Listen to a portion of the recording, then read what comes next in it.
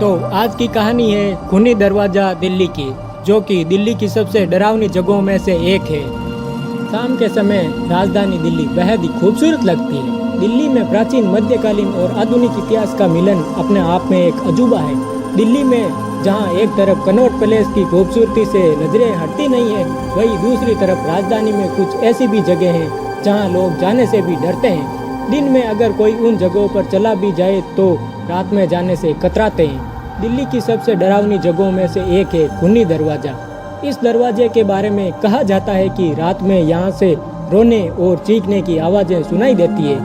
आज हम दिल्ली की सबसे डरावनी जगहों में से एक खूनी दरवाज़ा के बारे में जानेंगे। कुछ लोग कहते हैं कि 1857 की बगावत के समय यहाँ पर अंग्रेजों ने अंतिम मुगल बादशाह बहादुर शाह जफर के बेटों और पोतों को गोली मारकर हत्या कर दी थी और उसके बाद से इसे खूनी दरवाजे का नाम दिया गया।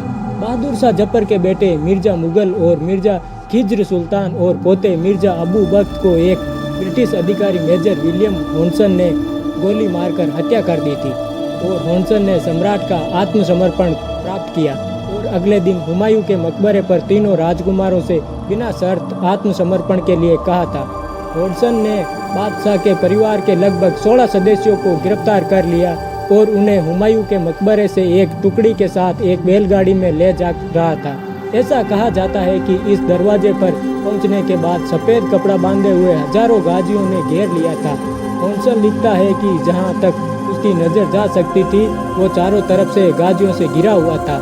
ऐसा कहा जाता है कि हॉन्सन ने तीनों को घटनास्थल पर उतरने का आदेश दिया, उन्हें नंगा कर दिया और बिल्कुल नज़दीक से गोली मारकर उनकी हत्या कर दी थी। 1857 के विद्रोह के समय खूनी दरवाज़ा एक तोरण द्वार था।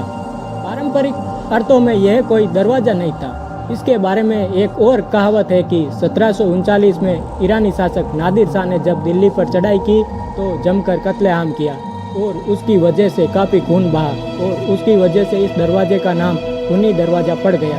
हालांकि इस थ्योरी पर कुछ इतिहासकार संदेह जताते हैं, लेकिन इस दरवाजे को लेकर कुछ और भी कहानियाँ प्रचलित हैं। जैसे जहांगीर जब मुगलिया गद्दी पर बैठने का प्रयास कर रहा था तो उस समय अकबर के नवरत्नों में से एक अब्दुल रहीम खाना ने विरोध किया था।